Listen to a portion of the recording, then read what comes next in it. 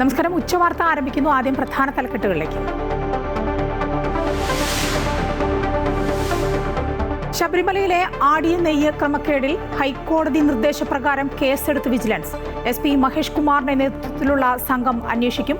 36 ലക്ഷത്തിന്റെ ക്രമക്കേട് നടന്നെന്ന് പ്രാഥമിക നിഗമനം. ദ്വാരപാലക ശില്പക്കേസിൽ തന്ത്രി കണ്ഠരര് രാജീവരുടെ അറസ്റ്റ് ഇന്ന് രേഖപ്പെടുത്തും. ദേവസ്വം ബോർഡ് മുൻ പ്രസിഡന്റ് PS പ്രശാന്തിനെ വീണ്ടും SIT ചോദ്യം ചെയ്യും.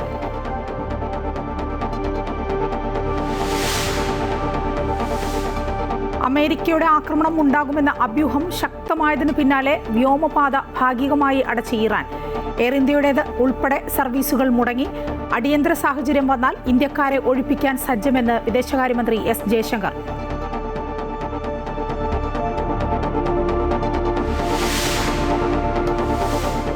കോഴിക്കോട് ബൈപ്പാസിൽ ടോൾ പിരിവിനെതിരെ കോൺഗ്രസ് പ്രതിഷേധം, സംഘർഷം. സർവീസ് റോഡ് ശരിയാകും വരെ ടോൾ പിരിക്കരുതെന്ന് ആവശ്യം. കാസർഗോഡ് കുമ്പളയിലെ ടോൾ പിരിവിനെതിരെ സമരം നടത്തിവന്ന MLA ഉൾപ്പെടെയുള്ളവരെ അറസ്റ്റ് ചെയ്ത് നീക്കി. കഴിഞ്ഞ ദിവസത്തെ സംഘർഷത്തിൽ 500 പേർക്കെതിരെ കേസെടുത്തു.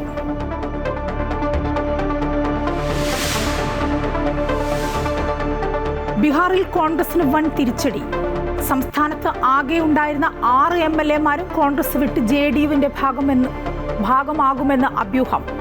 MLA-മാർ മുഖ്യമന്ത്രി നിതീഷ് കുമാറുമായി ചർച്ച നടത്തിയെന്നും സൂചന.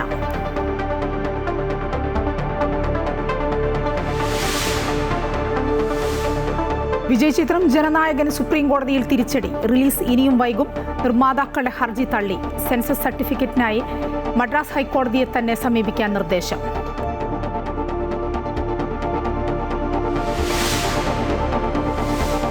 സന്തോഷ് ട്രോഫിക്കുള്ള കേരള ടീമിനെ പ്രഖ്യാപിച്ചു. പ്രതിരോധ താരം G സഞ്ജു നായകൻ. അണ്ടർ-19 ലോകകപ്പ് ക്രിക്കറ്റിന് സിംബാബ്വേയിൽ തുടക്കം. ആദ്യ മത്സരം ഇന്ത്യയും അമേരിക്കയും തമ്മിൽ. വൈഭവ് സൂര്യവംശി ഉൾപ്പെടെയുള്ള താരങ്ങളിൽ പ്രതീക്ഷയർപ്പിച്ച് ഇന്ത്യ. ടീമിൽ മലയാളികളായ ആരോൺ ജോർജും മുഹമ്മദ് ഇനാനും. ശബരിമല ആടിയ നെയ്യ് ക്രമക്കേടിൽ വിജിലൻസ് കേസെടുത്തു. ഹൈക്കോടതി നിർദ്ദേശപ്രകാരമാണ് കേസെടുത്തത്. SP മഹേഷ് കുമാറിന്റെ നേതൃത്വത്തിലുള്ള സംഘമാണ് കേസ് അന്വേഷിക്കുക. അതിനിടെ ശബരിമല സ്വർണ്ണക്കൊള്ളക്കേസിൽ തിരുവിതാംകൂർ ദേവസ്വം ബോർഡ് മുൻ അംഗം KP ശങ്കർദാസിന്റെ റിമാൻഡ് നടപടികൾ മജിസ്ട്രേറ്റ് ആശുപത്രിയിലെത്തി പൂർത്തിയാക്കും. ദ്വാരപാലക ശില്പക്കേസിൽ തന്ത്രി കണ്ഠരര് രാജീവരുടെ രണ്ടാമത്തെ അറസ്റ്റ് ഇന്നുണ്ടാകും. ദേവസ്വം ബോർഡ് മുൻ പ്രസിഡന്റ് PS പ്രശാന്തിനെ SIT വീണ്ടും ചോദ്യം ചെയ്യും. കൂടുതൽ വിവരങ്ങളുമായി അൻഫിൽഡ് ഡിസൂസ ചേരുകയാണ്. അൻഫിൽഡ്, ഈ ശബരിമലയിലെ ആടിയ നെയ്യ് ക്രമക്കേടിൽ വിജിലൻസ് കേസെടുത്തിരിക്കുകയാണല്ലോ, എന്താണ് വിവരങ്ങൾ? അതായത് നെയ്യ് അഭിഷേകം കഴിഞ്ഞതിന് ശേഷമുള്ള നെയ്യ് വിൽപ്പന നടത്തിയതിൽ ഗുരുതരമായ ക്രമക്കേട് നടന്നിട്ടുണ്ട് എന്ന് വിജിലൻസ് തന്നെ ഹൈക്കോടതിയെ അറിയിച്ചിരുന്നു.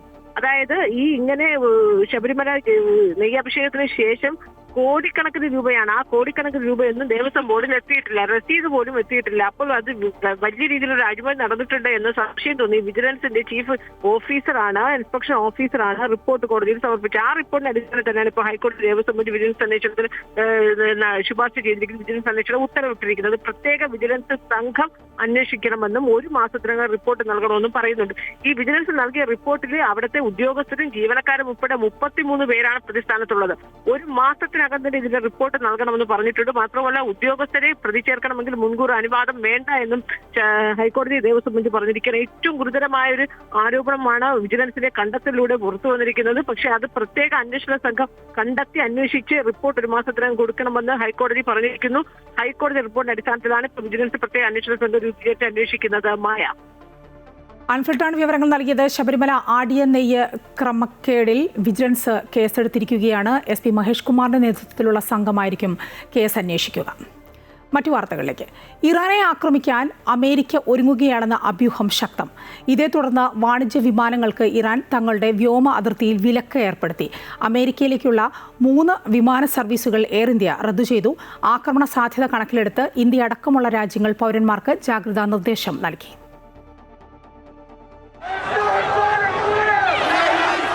അമേരിക്ക ഇറാൻ നയതന്ത്ര ചർച്ചകൾ നിർത്തിവെച്ചത് സംഘർഷഭീതി വർദ്ധിപ്പിക്കുകയാണ്.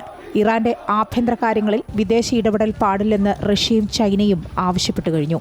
അമേരിക്ക ആക്രമണ നീക്കം ശക്തമാക്കിയെന്ന പ്രചാരണം ഉയർന്നതോടെ ഇന്ത്യയടക്കമുള്ള രാജ്യങ്ങൾ പൗരന്മാരോട് രാജ്യം വിടാൻ നിർദ്ദേശം നൽകി.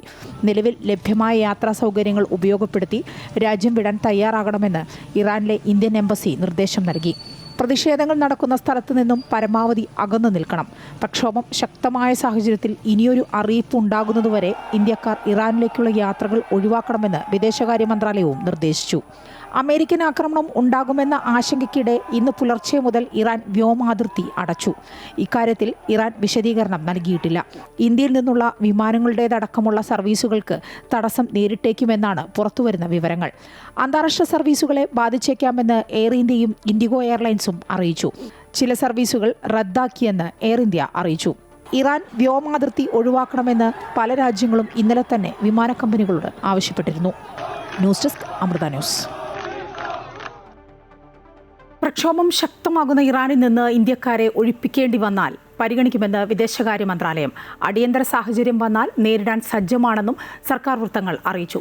ഇറാൻ വിദേശകാര്യമന്ത്രി സയ്യിദ് അബ്ബാസ് അരാഗ്ചിയുമായി ഇന്ത്യൻ വിദേശകാര്യമന്ത്രി എസ് ജയശങ്കർ ഫോണിൽ സംസാരിച്ചു. ഇറാനിലെ സാഹചര്യം ഇരു രാജ്യങ്ങളും ചർച്ച ചെയ്തെന്ന് ജയശങ്കർ അറിയിച്ചു. ഇറാൻ വിദേശകാര്യമന്ത്രി നടത്താനിരുന്ന ഇന്ത്യ സന്ദർശനം മാറ്റിവെച്ചു. രാമനാട്ടുകര മുതൽ വെങ്ങളം വരെയുള്ള കോഴിക്കോട് ബൈപ്പാസിൽ ടോൾ പിരിവ് ആരംഭിച്ചു. സർവീസ് റോഡിന്റെ പണി ഉൾപ്പെടെ പൂർത്തിയായില്ലെന്ന് ചൂണ്ടിക്കാട്ടിയുള്ള കോൺഗ്രസ് പ്രതിഷേധം വകവെക്കാതെയാണ് ടോൾ പിരിവ് ആരംഭിച്ചത്. ഇതിനിടെ പ്രതിഷേധിച്ച കോൺഗ്രസ് പ്രവർത്തകരെ പോലീസ് അറസ്റ്റ് ചെയ്ത് നീക്കി. നാളെ വിപുലമായ പ്രതിഷേധ പരിപാടികൾ സംഘടിപ്പിക്കാനാണ് കോൺഗ്രസിന്റെ നീക്കം. രാവിലെ 8 മണിയോടെ തന്നെ രാമനാട്ടുകര മുതൽ വെങ്ങളം വരെയുള്ള കോഴിക്കോട് ബൈപ്പാസിൽ ടോൾ പിരിവ് തുടങ്ങിയെങ്കിലും കോൺഗ്രസ് പ്രതിഷേധത്തെ തുടർന്ന് പിരിവ് നിർത്തിവെക്കേണ്ടി വന്നിരുന്നു. ദേശീയപാതയുടെ നിർമ്മാണം പൂർത്തിയാകുന്നതിന് മുൻപ് പിരിവ് അനുവദിക്കില്ലെന്നും ടോളിൽ നിന്ന് പ്രദേശവാസികളെ ഒഴിവാക്കണമെന്നും ആവശ്യപ്പെട്ടുകൊണ്ടായിരുന്നു കോൺഗ്രസ് പ്രതിഷേധം. ഇതിനിടെ ചില വാഹനങ്ങളെ പിരിവ് നൽകാതെ തന്നെ കടത്തിവിട്ടു. ശേഷം പ്രതിഷേധം കടുപ്പിച്ചതോടെ കോൺഗ്രസ് പ്രവർത്തകരും പോലീസും തമ്മിൽ ഉന്തും തള്ളുമുണ്ടായി.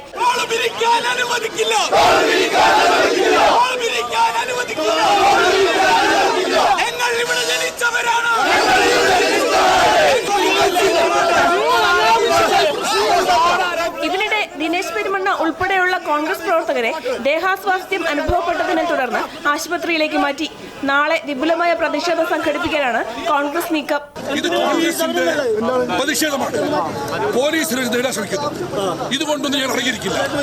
താൽക്കാലികമായി ഞങ്ങളെ അറസ്റ്റ് ചെയ്ത് നിൽക്കാനും ഈ സമരം ഞങ്ങൾ ആവശ്യപ്പെട്ട മുന്നോട്ട് വെച്ച ആവശ്യങ്ങൾ അംഗീകരിക്കുന്നവരെ തുടരുക തന്നെ ചെയ്യും.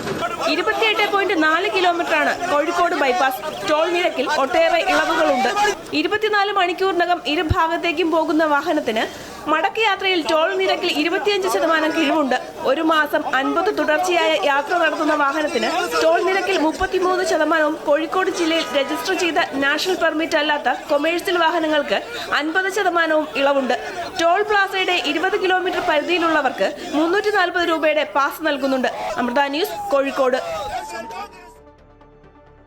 കാസർഗോഡ് കുമ്പളയിൽ താൽക്കാലിക ടോൾ പിരിവിനെതിരെ സമരം നടത്തിവന്ന മഞ്ചേശ്വരം MLA KM അഷ്റഫ് ഉൾപ്പെടെയുള്ള സമരക്കാരെ പോലീസ് അറസ്റ്റ് ചെയ്ത് നീക്കി.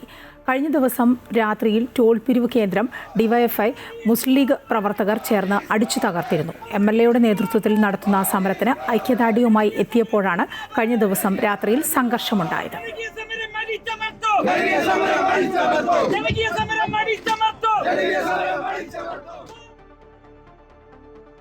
ബീഹാറിൽ കോൺഗ്രസിന് വൻ തിരിച്ചടി. സംസ്ഥാനത്ത് ആകെ ഉണ്ടായിരുന്ന 6 MLAമാരും കോൺഗ്രസ് വിട്ട് JDUവിന്റെ ഭാഗമാകുമെന്നാണ് അഭ്യൂഹം.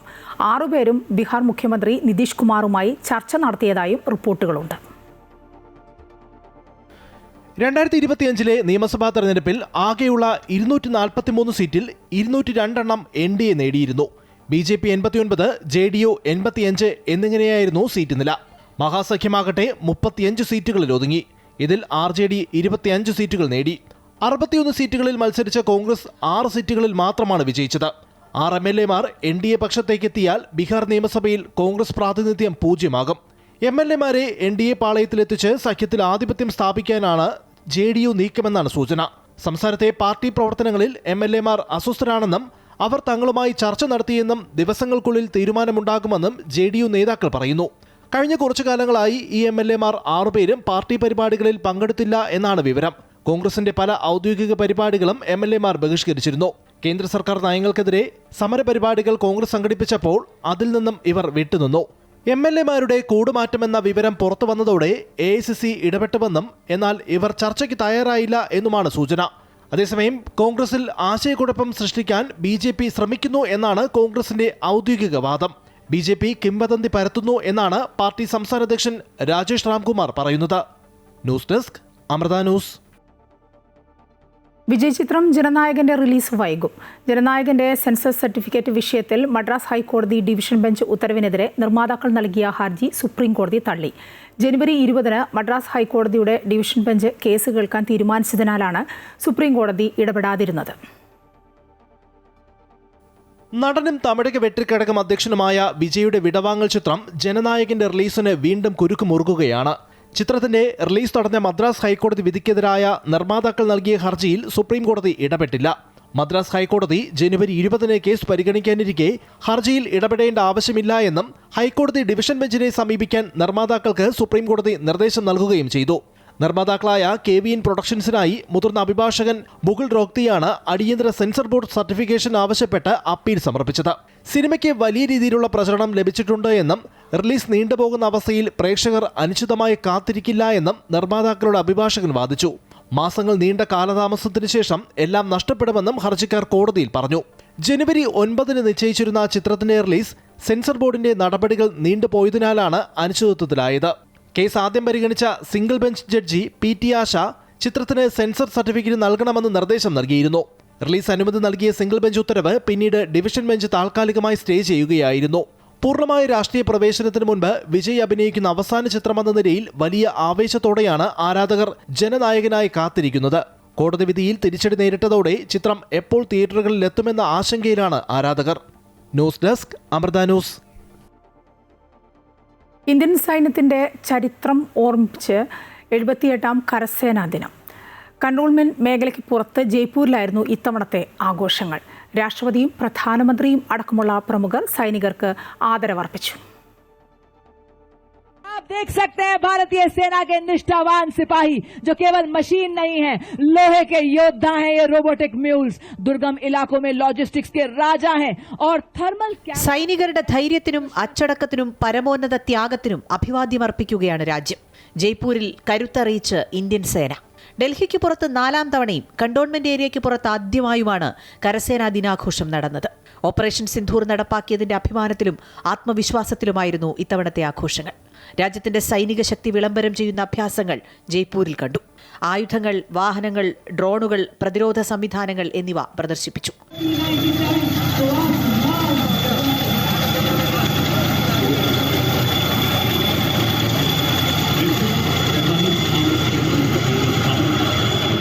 നേപ്പാളിൽ നിന്നുള്ള സൈനികരും പരേഡിന്റെ ഭാഗമായി. Year of networking and data centricity എന്നതാണ് ഈ വർഷത്തെ പ്രമേയം. ഏത് സാഹചര്യത്തിലും വേഗത്തിൽ തിരിച്ചടിക്കാൻ ആധുനിക പരിശീലനം നേടിയ പ്രത്യേക സേന ഭൈരവ് ബറ്റാലിയന്റെ ആദ്യ പൊതു പരേഡും നടന്നു.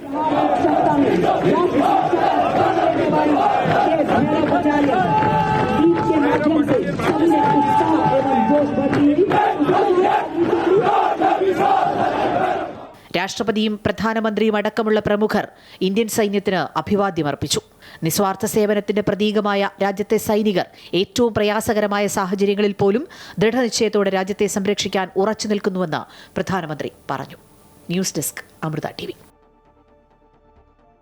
തിരുവനന്തപുരം നഗരസഭ BJP കൗൺസിലർമാരുടെ സത്യപ്രതിജ്ഞ കോടതിയുടെ അന്തിമ വിധിക്ക് വിധേയം. ദൈവനാമത്താൽ സത്യപ്രതിജ്ഞ ചെയ്യേണ്ടതിനു പകരം ദൈവങ്ങളുടെ പേര് പറഞ്ഞ് പ്രതിജ്ഞയെടുത്തതിലെ ചട്ടലംഘനം ചൂണ്ടിക്കാട്ടിയുള്ള ഹർജിയിലാണ് ഹൈക്കോടതി ഉത്തരവ്. പല ദൈവങ്ങളുടെ പേര് പറഞ്ഞ് എങ്ങനെ സത്യപ്രതിജ്ഞ ചെയ്യുമെന്ന് കോടതി ചോദിച്ചു. BJP കൗൺസിലർമാർക്ക് കോടതി നോട്ടീസ് അയച്ചു. Kalayarangu co-powered by Vismaya amusement park Parassinikkadavu Kannur in association with Swarnamukhi golden diamonds, സൂര്യപ്രഭയുടെ സ്വർണമുഖം, Kairali agriculture multi state cooperative society limited, Freeco pain spray, herbal pain reliever, a product of Vaidyaratnam, Oushadhi, a government of Kerala undertaking. തക്കിട്ട തക്കിട്ട ജം തക്കിട്ട നം തക്കിട്ട തും തക്കിട്ട തക്കിട്ട തക്കിട്ട തക്കിട്ട തക്കിട്ട തക്കിട്ട തക്കിട്ട സംസ്ഥാന സ്കൂൾ കലോത്സവത്തിലെ 2ാം ദിനമായ ഇന്ന് ജനകീയ ഇനങ്ങൾ ഉൾപ്പെടെയുള്ള മത്സരങ്ങൾ വിവിധ വേദികളിലായി പുരോഗമിക്കുകയാണ്. ഇപ്പോൾ കലോത്സവ വേദിയിൽ നിന്ന് ആതിര രാധാകൃഷ്ണൻ ചേരുകയാണ്. ആതിര, മത്സരങ്ങൾ എങ്ങനെയാണ് പുരോഗമിക്കുന്നത്? ഉച്ചവരെയുള്ള ഒരു പോയിന്റ് പട്ടിക അത് എങ്ങനെയാണ്?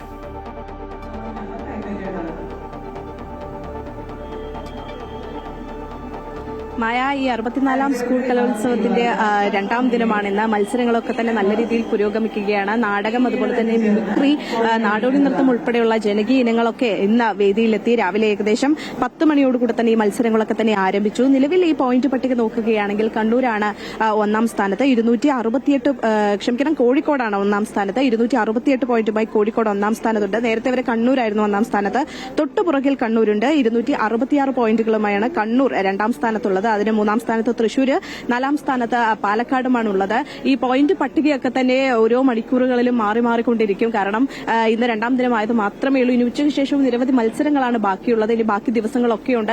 ഈ ദിവസങ്ങളിലൊക്കെ തന്നെ ഈ പോയിന്റ് ഒന്നും അന്തിമമല്ല എന്നുള്ളതാണ്. ഈ ദിവസങ്ങളിലൊക്കെ തന്നെ പോയിന്റ് നിലയിൽ വലിയ മാറ്റങ്ങൾ ഉണ്ടാകാം.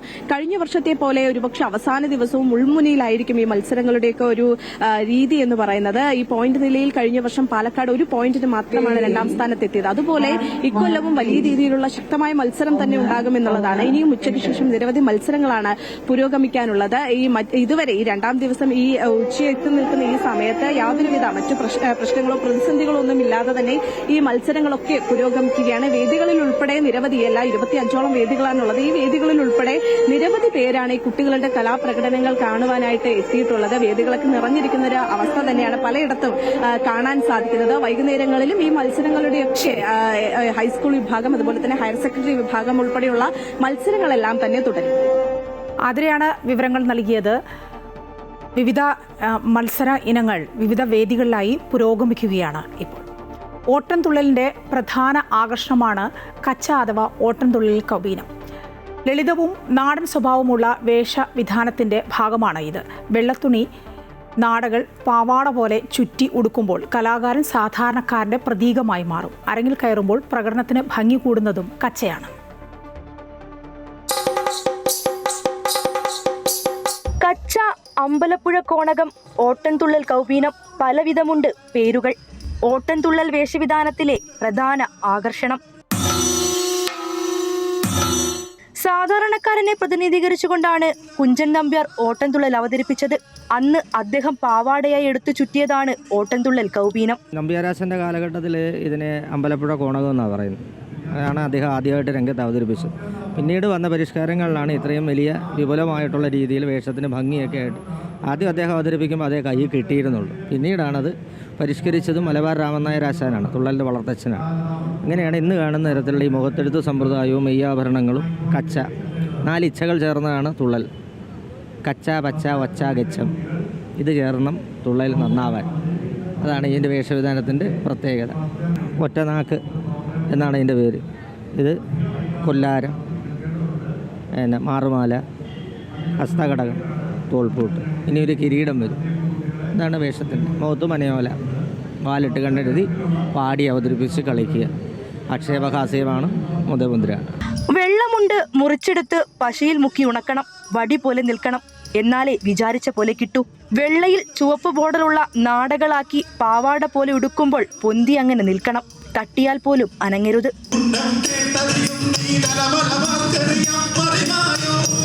വീതിയിൽ വെളുത്ത തുണി നീളത്തിലടിച്ചിട്ട് അത് പശ മുക്കി ഉണക്കും. നന്നായിട്ട് പശ മുക്കി, ചൗവരിയാണ് സാധാരണ ഉപയോഗിക്കാറുള്ളത്. ചൗവരി പശയിൽ മുക്കിയിട്ട് നല്ല വെയിലത്ത് ഇട്ടുണക്കണം. ചെറിയ ഒരു ഈർന്നടിച്ചാൽ അതിൻ്റെ പശ പോകും. കളിക്കുമ്പോൾ ശ്രദ്ധിക്കണം. അത് ആ രീതിയിലാണ് നമ്മൾ കുട്ടികൾ കൈ പിടിക്കുന്നത്. നമ്മളും കൈ പിടിക്കുന്നത് അങ്ങനെ തന്നെയാണ്. കൈ ഇതിൽ താഴാറില്ല, ഇങ്ങനെ നില എന്നാണ് പറയുന്നത്. അങ്ങനെ നിൽക്കുന്നതിന് പറയുന്ന പേര്. വേദിയിൽ ഓട്ടംതുള്ളൽ അരങ്ങേറുമ്പോൾ ആഭരണവും ചായവുമെല്ലാം ഉണ്ടെങ്കിലും എടുത്തു കാണിക്കുന്നതും പ്രധാന ആകർഷണവും ഈ കച്ചയാണ്. ഓട്ടംതുള്ളൽ വേഷവിധാനത്തിൽ പലപ്പോഴായി പല മാറ്റങ്ങളും വന്നിട്ടുണ്ട്. എന്നാൽ ഈ കച്ചയോട് മുട്ടി നിൽക്കാൻ ഒന്നിനും സാധിച്ചിട്ടില്ല. കലോത്സവ വേദിയിൽ നിന്നും പ്രദീപ് വാളത്തുങ്കലിനൊപ്പം വർഷ ഗിരീഷ്, അമൃത ന്യൂസ്. ശബരിമലയിൽ മകരവിളക്ക് ദർശിച്ച അയ്യപ്പ ഭക്തരുടെ മടക്കയാത്ര തുടരുന്നു. പമ്പയിലെ തിരക്കിന് രാവിലെ നേരിയ ശമനമായി. അതേസമയം സന്നിധാനത്ത് മകരസംക്രമത്തോട് അനുബന്ധിച്ച് പൂജകൾ തുടരുകയാണ്. ഇന്ന് മണിമണ്ഡപത്തിൽ വില്ലാളി വീരന്റെ ഭാവത്തിലുള്ള കളം എഴുതി പൂജകൾ നടക്കും. ശബരിമലയിൽ അയ്യപ്പ ഭക്തരുടെ തിരക്ക് കുറയുന്നു എന്നത് തന്നെയാണ്. കൂടുതൽ അയ്യപ്പ ഭക്തർ സന്നിധാനത്തേക്ക് എത്തുന്നുണ്ട്. ദർശനത്തിനായി അയ്യപ്പ ഭക്തർ എത്തുന്നുണ്ട്. അത് ഇന്നലെയുള്ള മകരവിളക്കുമായി ബന്ധപ്പെട്ടുകൊണ്ട് അയ്യപ്പ ഭക്തരുടെ വലിയൊരു തിരക്ക് അനുഭവപ്പെട്ടിരുന്നുവെങ്കിൽ അതെല്ലാം മാറി സാധാരണ രീതിയിലേക്ക് ശബരിമല എത്തുന്നു എന്നത് തന്നെയാണ്. കൂടുതൽ അയ്യപ്പ ഭക്തർ ദർശനത്തിനായി എത്തുന്നുണ്ട്. വലിയൊരു തിരക്കൊന്നും തന്നെ ശബരിമലയിൽ ഇന്ന് അനുഭവപ്പെടുന്നില്ല എന്നതാണ് ഏറ്റവും പ്രധാനപ്പെട്ട കാര്യം. രാവിലെ ഒരു നേരിയ തോതിലുള്ള തിരക്കുണ്ടായിരുന്നു. കാരണം ഇന്നലെ മകരവിളക്ക് ദർശിച്ചതിന് ശേഷം വീണ്ടും ദർശനത്തിനായി അയ്യപ്പ ഭക്തരുടെ ഒരു ക്യൂ ഉണ്ടായിരുന്നു. അതിനുശേഷം തിരക്ക് സാധാരണ രീതിയിലേക്ക് തന്നെ നീങ്ങുന്നു എന്നത് തന്നെയാണ്. കൂടുതൽ അയ്യപ്പ ഭക്തർ ഇനിയുള്ള 5 ദിവസം ശബരിമലയിൽ സന്നിധാനത്ത് ദർശനത്തിനായി എത്തും. അതും ഒരുപക്ഷെ കൂടുതലായും അന്യ സംസ്ഥാനങ്ങളിൽ നിന്നുള്ള അയ്യപ്പ ഭക്തർ എത്തുന്നതിനുള്ള ഒരു സാഹചര്യം കുറവാണ് എന്ന് തന്നെയാണ്. മലയാളികളായിട്ടുള്ള അയ്യപ്പ ഭക്തരായിരിക്കും കൂടുതലായും എത്തുക എന്നാണ് പ്രതീക്ഷിക്കപ്പെടുന്നത്. എന്തുതന്നെയായാലും നിലവിൽ മകരവിളക്ക് ദർശനത്തിന് ശേഷം ദർശനം നടത്തിയ അയ്യപ്പ ഭക്തർ പമ്പയിലേക്ക് കൂടുതലായും മടങ്ങിക്കഴിഞ്ഞിരിക്കുന്നു. ഇനി പമ്പയിൽ നിന്നും രാവിലെ ഉണ്ടായിരുന്ന വലിയൊരു തിരക്കിനും ശമനമുണ്ട് എന്നാണ് നമുക്ക് ലഭിക്കുന്നത്. സാധാരണ രീതിയിലേക്ക് ശബരിമലയിലെ അയ്യപ്പ ഭക്തരുടെ ദർശനവും ഒപ്പം മറ്റ് കാര്യങ്ങളും നീങ്ങുകയാണ്. ഇനിയുള്ള 5 ദിവസം പൂജകളാണ്. മകരവിളക്ക് മഹോത്സവവുമായി ബന്ധപ്പെട്ടുള്ള പൂജകൾ ശബരിമലയിൽ തുടരുകയാണ്. അത് പ്രധാനമായും നടക്കുന്നത് മണിമണ്ഡപത്തിലാണ്. മണിമണ്ഡപത്തിൽ കളമെഴുത്തടക്കമുള്ള കാര്യങ്ങൾ ഈ 5 ദിവസങ്ങളിൽ ഉണ്ടാവും. തുടർന്ന് ഗുരുതിയോടുകൂടിയാണ് ശബരിമലയിലെ പൂജ കാര്യങ്ങൾ സമാപിക്കുക. തുടർന്ന് 20-ാം തീയതിയോടുകൂടി രാജപ്രതിനിധിയുടെ ദർശനത്തോടുകൂടി ശബരിമലയിൽ എത്തുന്ന ശബരിമലയിലെ ഇത്തവണത്തെ മണ്ഡല മകരവിളക്ക് പൂജകൾക്ക് സമാപനമായി നട അടയ്ക്കുകയും ചെയ്യും. CPM വിട്ട് കോൺഗ്രസിൽ ചേർന്ന മുൻ MLA ഐഷ പോറ്റിക്കെതിരെ CPM സംസ്ഥാന സെക്രട്ടറി MV ഗോവിന്ദൻ. ഐഷ പോറ്റി അസുഖമാണെന്ന് പറഞ്ഞ് പാർട്ടിയുടെ ഒരു കമ്മിറ്റിയിലും പങ്കെടുത്തിരുന്നില്ല. ആ അസുഖം എന്താണെന്ന് ഇപ്പോൾ എല്ലാവർക്കും മനസ്സിലായി. അധികാരത്തിന്റെ അപ്പകഷ്ണത്തിന് വേണ്ടിയുള്ള അസുഖമായിരുന്നുവെന്ന് MV ഗോവിന്ദൻ രൂക്ഷമായി വിമർശിച്ചു.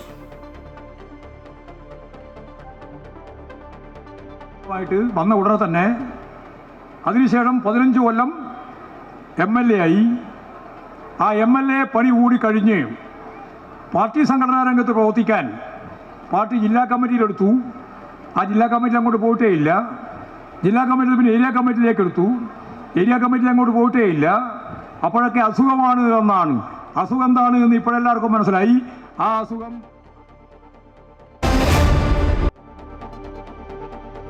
സന്തോഷ് ട്രോഫി ഫുട്ബോൾ ഫൈനൽ റൗണ്ടിലുള്ള കേരള ടീമിനെ G സഞ്ജു നയിക്കും. തുടർച്ചയായി 2ാം തവണയാണ് സഞ്ജു കേരളത്തിന്റെ നായകനാവുന്നത്. യുവതാരങ്ങൾക്ക് പ്രാധാന്യം നൽകിയുള്ള ടീമിനെയാണ് ഇക്കുറി പ്രഖ്യാപിച്ചത്. 22-അംഗ ടീമിൽ 9 പേർ പുതുമുഖങ്ങളാണ്. 7 തവണ ജേതാക്കളായ കേരളം കഴിഞ്ഞ തവണ 1 ഗോളിന് നഷ്ടമായ കിരീടം തിരികെ പിടിക്കാനായാണ് ഇത്തവണ അസമിലേക്ക് പുറപ്പെടുന്നത്. 21-നാണ് ടൂർണമെന്റ് തുടങ്ങുന്നത്. കേരളത്തിന്റെ ആദ്യ കളി മുൻ ചാമ്പ്യന്മാരായ പഞ്ചാബുമായി 22-നാണ്. അണ്ടർ-19 ലോകകപ്പ് ക്രിക്കറ്റിൽ ടോസ് നേടിയ ഇന്ത്യ അമേരിക്കയെ ബാറ്റിംഗിന് അയച്ചു. വൈഭവ് സൂര്യവംശി ഉൾപ്പെടെയുള്ള താരങ്ങളാൽ സമ്പന്നമായ ടീമിൽ ഏറെ പ്രതീക്ഷയാണ് ഇന്ത്യയ്ക്കുള്ളത്. ന്യൂസിലാൻഡ്, ബംഗ്ലാദേശ്, അമേരിക്ക എന്നിവരടങ്ങുന്ന ഗ്രൂപ്പ് ബിയിലാണ് ഇന്ത്യ. 17-ന് ബംഗ്ലാദേശിനെയും 24-ന് ന്യൂസിലാൻഡിനെയും ഇന്ത്യ നേരിടും. സിംബാബ്വേയിലും നമീബിയയിലുമായാണ് മത്സരം നടക്കുന്നത്.